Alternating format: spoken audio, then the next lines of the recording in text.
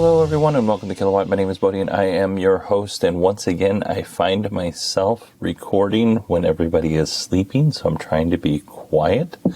We have a couple of quick announcements and then we'll jump into the news, and then we have some interviews. So first up, I have my family in town this week. Actually, my mom and my sisters my mom and my sister, niece and nephew and grandnephew get in tomorrow morning. So Friday's show will be a little short. Tuesday's show will probably be short, and the next Friday's show will probably be normal, if I had to guess. I'm also going to be on the Daily Tech News Show this Friday, so I would highly encourage everybody to subscribe to that podcast because it's really good, especially if you're into tech. As far as our interviews this week, we have Zendure, which is a battery backup company, and Navitas. And Navitas makes gallium nitride components for electric vehicles and a bunch of other stuff like chargers and stuff like that. You'll learn all about this in the interview with Lou, which I think you're going to enjoy. All right, let's go ahead and jump into our EV news, which is really more of an update. The Dodge Ram 1500 EV REV will begin production in 2024, according to the Stellantis press release that I read. I am going to take back part of my rant about Dodge being so far behind. 2024 is rather reasonable, so they're not as far behind as I thought. I heard on the Inside EVs podcast that they'll actually announce what will be in the production version of this vehicle in a few months. So it's really funny that they have the concept and they announced everything in the world, and then we'll get the production announcement in just a few months. I don't know. Silly Dodge. Moving on to Tesla news. The Gigapress for Cybertruck has arrived at Giga Texas. We actually don't know if the entire Gigapress has arrived. We know that 4 large containers have arrived at Giga Texas, and they have Hydra on the outside of the boxes, and Hydra is the company that actually builds the Gigapress. So it's a good guess, since we know that it was shipped a couple of months ago, that it has arrived at Giga Texas. Speaking of Giga Texas, Tesla is expanding or planning on expanding Giga Texas. They put in a request to expand Giga Texas. The expansion will cost somewhere close to $714 million, and that will yield Tesla an additional 1.4 million square feet of space. That is huge. According to Fred Lambert at Electrek, Giga Texas is almost a mile long. That's a lot of building. And the Austin Business Journal says that they're going to build it in 4 parts. Part 1 will be a 693,000 square foot area called Cell 1, which probably be for battery cells. Part 2 will be a 423,000 square foot space called Drive Unit. Pretty self-explanatory there. Part 3 will be 321,000 square feet, and that is titled Cathode. And then part 4 is the smallest piece of this puzzle. It'll be a 2,560 square foot. Yeah, that's right, 2,560 square foot space called Cell Test Lab, and that's the size of a decent house, 2,500 square feet. So yeah, that just a huge footprint at Texas. The magnitude of this building is insane. Remember a couple of weeks ago, we talked about Tesla's plan to remove driver monitoring for FSD beta. Well, that has piqued some interest with U.S. government regulators. And to be more specific, we were talking about the steering wheel nag feature for FSD beta. So if you weren't paying attention, then they would say, hey, jiggle the steering wheel or whatever. Let us know that you're there. A Tesla owner actually tweeted to Elon and said, this is really annoying because most of the disengagements are because of this. I'm trying to let the steering wheel know that I'm actually there, active and participating. And then you pull the steering wheel too hard or whatever, and it disengages, and then you have to start the process over again. So that's annoying. But the National Highway Transportation Safety Administration says, that's interesting. We'd like to know more information about that. Now, Tesla won't enable this feature for just anyone. You have to be a FSD beta customer, of course, and then you also have to have logged over 10,000 miles with FSD beta before you can enable this feature, or disable it, I guess. Would this be better? And this is my question to you. You can email me. It's Bodie, BODIE at 918digital.com. My question to you is this concerning to you that you don't have to check in with the steering wheel? Because that's kind of what Tesla got in trouble for a couple of years ago. And that's why you have to check in with the steering wheel now. It's because people were in the back seat or whatever, doing stupid things, sleeping. So Tesla enabled this, steering wheel feedback to make sure you're paying attention. So my question is, do you think this is a good idea, a bad idea? Would it be a better idea if Tesla really enabled that cabin-facing camera to monitor whether the driver was paying attention or not? Just kind of as a side note, I was watching a Mercedes-Benz video from CES today, and Mercedes says that they've been approved for level 3 driving in Germany and Nevada here in the United States, and soon California. I did not read that anywhere, so I'm glad I watched that video. Kind of cool for Mercedes. What if drivers are inattentive? Tesla has decided to punish inattentive drivers or irresponsible drivers. So if an FSD beta driver has 5 forced autopilot disengagements, then the FSD beta driver will be banned from using full self-driving for 2 weeks. The previous policy was that they would just remove drivers from the beta program altogether with no indication on when or whether they would be reinstated. So it makes a lot of sense. It makes more sense to have hey, you're going to be in timeout for 2 weeks. And a forced autopilot disengagement is when the driver just ignores all the visual and audio warnings and the car puts you in timeout for the rest of the trip. They said, okay, for the rest of the trip, you cannot use full self-driving. If you get 5 of those, which you really have to mess up to get 1, but you significantly have to mess up to get 5.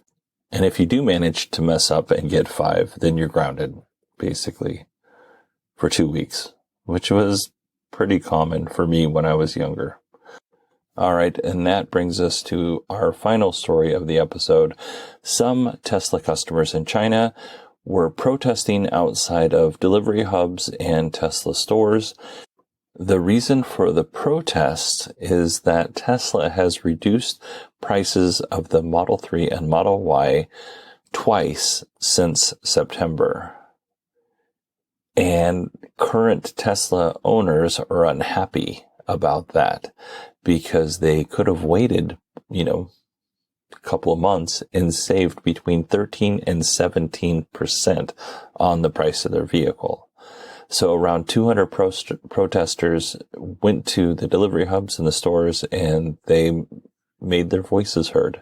I don't know if they got any satisfaction, but I can certainly understand the frustration.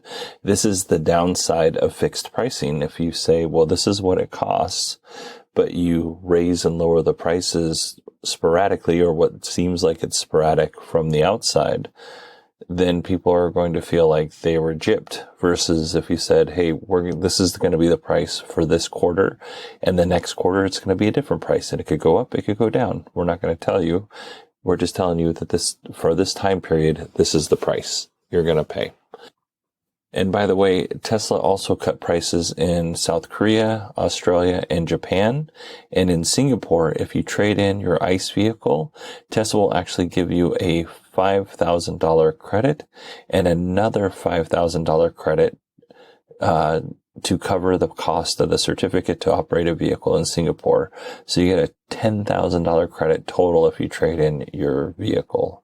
So, that's That's pretty great, actually. All right, everybody, that is our news this week. Let's go ahead and jump into our interviews. First up, we're going to talk to Cindy from Zendure. That's Zendure. And we're going to talk about the Super Bass V. I am here with Cindy from Zendure. Cindy, you guys offer a really cool whole home battery backup solution. Can you tell me a little bit about that? Sure. The product is named the Super Bass V, and we actually launched it on Kickstarter last year. And on Kickstarter, we were ranking number 2 on all tech category, and we raised almost $6 million. And now it's available on Zendure.com, and in the future, we're coming to Amazon. And the Super Bass V is actually modularized home power storage system. So the way I understand this, because I was talking to William and he said not to mention him, but I'm going to because he's so nice. The way that I understand this is you have the Super Bass V, which is a battery and the inverter, and then you also have satellite batteries that you can connect to it up to 64 kilowatts for about $30,000-ish. Does that sound right? Yeah, well, we have satellite battery and the main unit. The interesting thing about the Super Bass V is actually it can modularize, so you can connect with the home, depends on how much units you need. For example, each main unit and the satellite battery is 6.4 kilowatt hours. Together, you can max up to 16.4 kilowatt hours. And then this is the coolest thing about it, because I've been saying this for a long time. I want a system that I can build up, right? Because I'm not going to spend $30,000 out of the gate, but I might be able to spend 10 to get started and then build it up from there, right? But when I'm ready, I just take the batteries and the backup batteries with me. So if I have an RV, I can take that with me, and it's really easy. It's on rollers. Or if I move and I want to bring the system with me, I can do that fairly easily. Is that right? Yes, perfect. Because that's why we call it as plug and play system. The interesting about Super Bass V, the scenario is available for all kind of stuff, like for RV, your Tesla, and it can connect with the home grid. If you are people who love to living on the road, like RV life or van life, you can only use the satellite battery to charge your RV. And the Super Bass V itself is actually really portable. It has motorized wheel, and it got like pull-up handle, so it's really easy for you to pull it everywhere. If you don't feel like take the Super Bass V out, you can just simply plug it back to your home panel. That's it. Yeah, and you also have a foldable solar panel as well. So if you're out camping, you can charge Super Bass V while you're camping. Yes, you understand that really perfect. Yes, we do have a 400-watt solar panel. So for the whole system, it's kind of like solar panel and the main unit and the satellite battery plugs with the home panel. Your house can be completely off-grid. What are the features that are different from what you're offering compared to your competitors? Well, in general, there are 3 parts. The first part is actually we are really advanced in technology. For example, the semi-solid state battery, we are the first one who use it. Semi-solid state battery is more safe and has higher density comparing to other battery chemistry. Secondly, is because we are the only one in the industry who has built in 120 voltage and 240 voltage. So that means if you want to connect the Super Bass V with your home grid, you will only need one main unit and one home panel. Then just sit back when there is a power outage. You won't even notice because we also have zero UPS feature. So imagine when the whole street with power outage, your home is the only home with everything. Like you don't feel like anything strange. And also thirdly is we are really smart. Like I have showed you, like we can control the Super Bass V by application. You can move it around, and it's connected with Google Home and Alexa. is really smart. Oh, that's cool. Yeah. So basically, it allows you. You have the portability. You have the safety in the semi-solid state batteries. You have the safety with the UPS that's automatically kind of backing up most, if not all, of your home that way. So that's really cool. How would people find out more about Zendur? Well, if anyone is interested, the Superbase V is now available on Zendur.com. ZENDURE.com. Okay, and I'll make sure to put notes in the show notes, because when we first started talking about 10 minutes ago, there was no music, and then all of a sudden, very loud music. So I'll put links in the show notes, and I'll mention it as well on the show. Thank you very much, Cindy. You're welcome. All right, I want to thank Cindy for being so generous with her time. That music into the background was really rough. We literally sat down to have the conversation, and as soon as I hit record, the music just started blaring, and it's actually a lot louder than what you hear in the video. The lavalier mics, the Hollyland lavalier mic that I bought to record the interviews, actually did a great job of knocking that down so that you could understand the interview. Otherwise, it really would have been unlistenable. So I want to thank not only Cindy, but her partner in the booth at the time when I was there was William. Both of them were so nice, so generous with their time. Just a great experience at the Zendur booth. Next up, we have Navitas Semiconductor. I came across this booth, and honestly, initially, I wasn't going to ask for an interview. They had a Tesla there. They had some other home products there. And I was just like, I don't really understand what the fuss is about, really. Like, on the Tesla that they actually gave away at the event, on the Tesla, they had little pictures everywhere on the car showing what Navitas Energy could do for electric vehicles.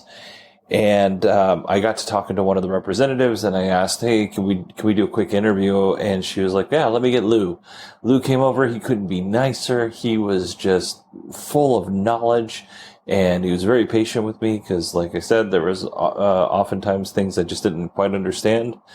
And but again, this particular interview is pretty tech focused.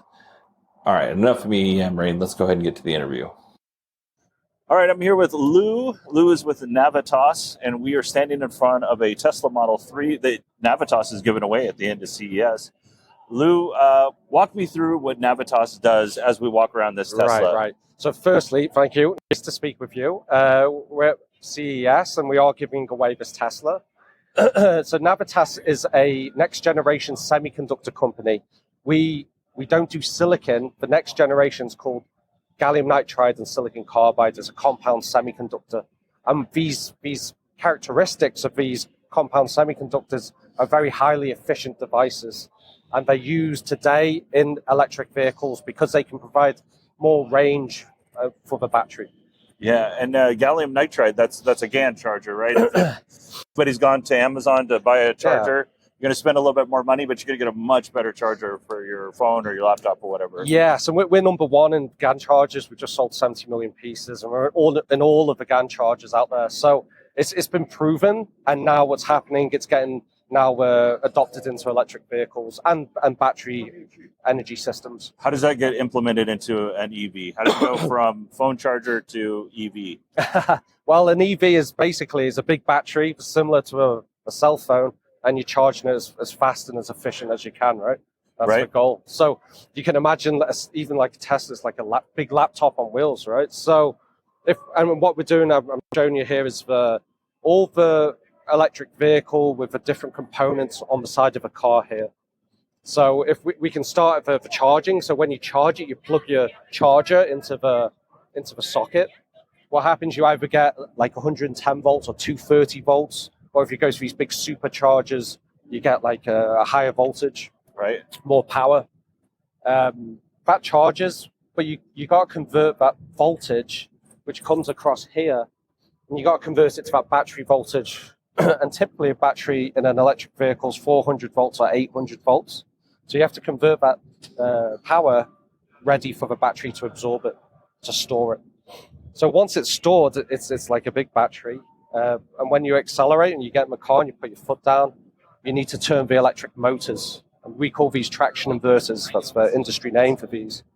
And these are big motor drives which turn the wheels.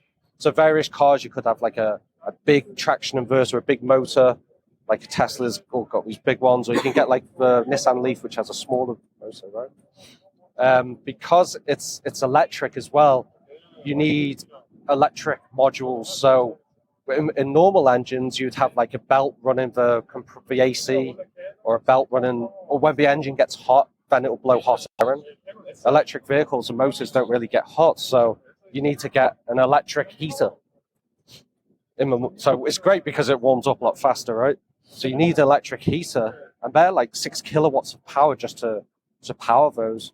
Additionally, with air conditioning, you need a 5 kilowatt air compressor there. So you can see by looking at all the kilowatts, the traction inverter could be up to 200 kilowatts. There's a lot of power getting used in the car. So in this scenario of charging all the way to air conditioning, you on the side of the car here, we see that it goes into the onboard charger, which is GAN. It goes into the DC converter, which is GAN, and then of course the AC compressor. And this is all to make the vehicle more efficient. And I don't know if this is a question you'll know or not. I'm assuming you would. You seem knowledgeable. How much more efficient is this than how we're doing things now for electric vehicles? Right. So today, for example, the traction inverter uses, in lots of cars, silicon, we call them IGBT, silicon power switches. Now, switching over to silicon carbide increases your mileage range about 10%. Okay.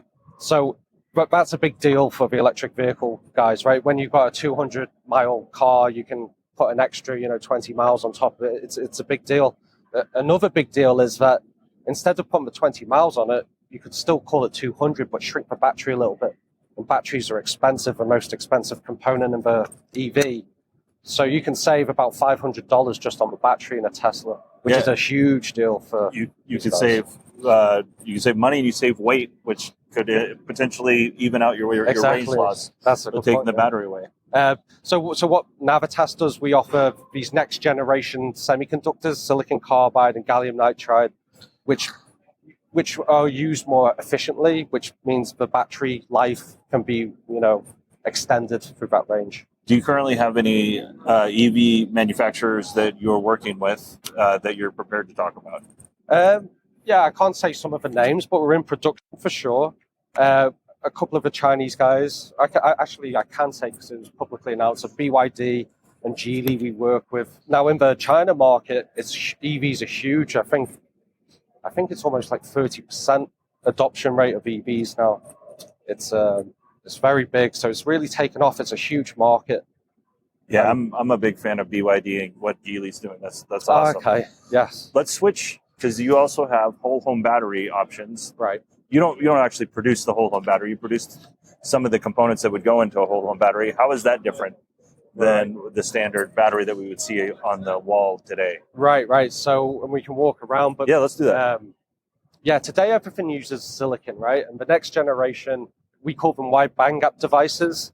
These compound semiconductors were very highly efficient, and they're getting more and more adopted as we, progress. And I'm showing now a breaker box, a breaker panel. On the left here, you've got these old school breakers, which are electromechanical, the moving parts.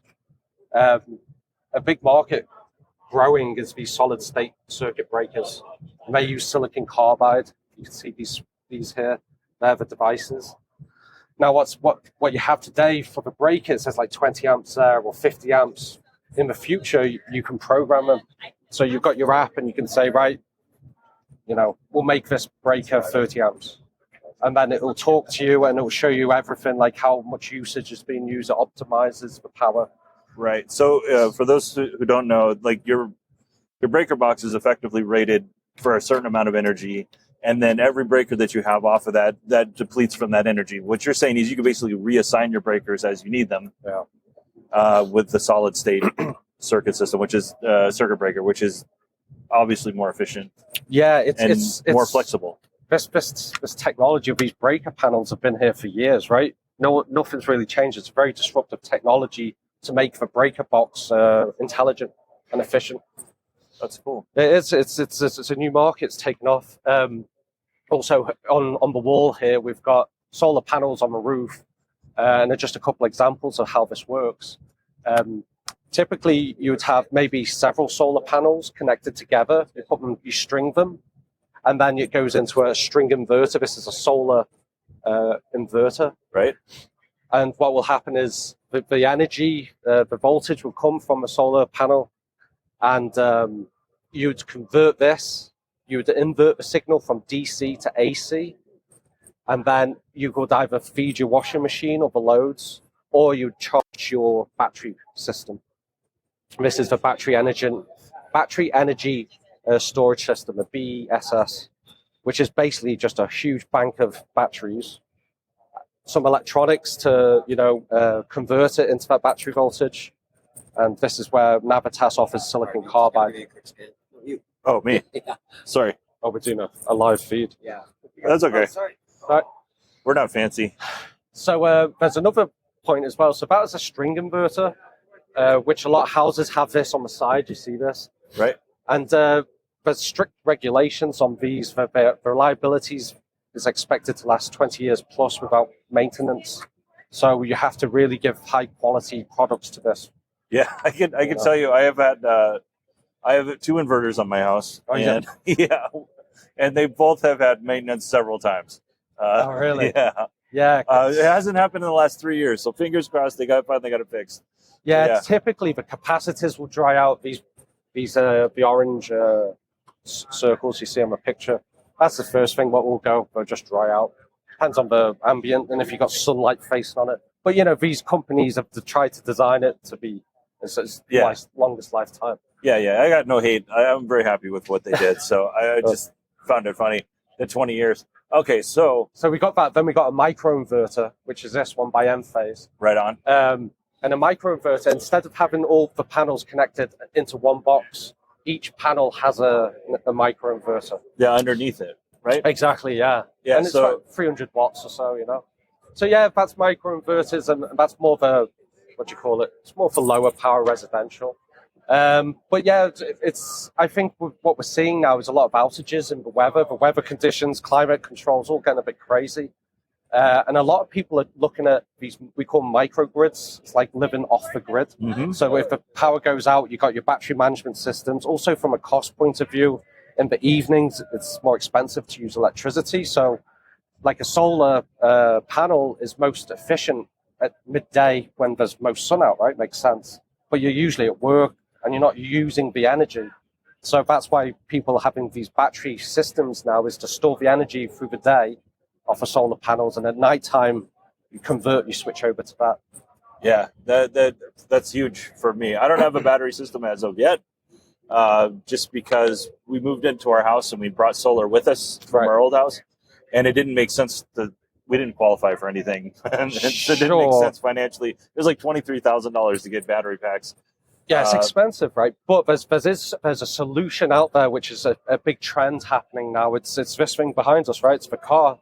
The car has a huge battery in there. Mm-hmm. And this onboard charger, if you can make it bi-directional, you can actually use this as a battery energy storage system. So you can power your house. Right. With the car. I was actually talking yesterday with John from Otsel, and I'm going to be honest with you. I like my utility company. They're really nice people, but I want to take as much money out of their pocket as humanly possible to keep as much money in my pocket. Yeah. So I'm all for that kind of stuff. Yeah, bills are getting expensive, and I think having the car could be a great idea instead of just, like you say, spending a lot of money on the battery to put on beside your wall, wiring it up, and all of that stuff. If you could just take the charge from your car into your house, that'd be great.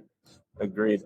Lou, is there something I should have asked you that I didn't ask you, or is there something you want to talk about that we haven't talked about? No, I think we've covered a lot from the automotive and from the residential side of it. I think what's key is that all of this electrifying the world is happening, and it helps with the climate control and all this. But these components, these next generation semiconductors, the GaN and the SiC, that really helps with the efficiency, and that's key in a market where everyone's trying to be super efficient. How would people, if they want to learn more about Navitas, how would they do that? Yeah, sure. I mean, we have a website at navitas.com, and also we're at the booth if you want to come and see us. We're at 17584 in the Central Hall. Okay, awesome. Lou, thank you very much. No, thank you. All right. I want to thank Lou for being so generous with his time and imparting so much information. Really, he gave me a lot to think about. There's a whole nother set of things that I need to learn based off this interview, which is honestly exciting because I really enjoy learning about this stuff. And yeah, definitely need to learn more about it because I don't know enough. So Lou, thank you very much. I appreciate you. All right, everybody, that is it for our show this week. If you want to email me, it's Bodie, BODIE at 918digital.com. You can also find me on Twitter at 918digital. Again, I'll be on the Daily Tech News Show this week. Just search for it in whatever podcast app you use, Daily Tech News Show. You can also go to dailytechnewsshow.com. And I will talk to you in what feels like a couple of hours.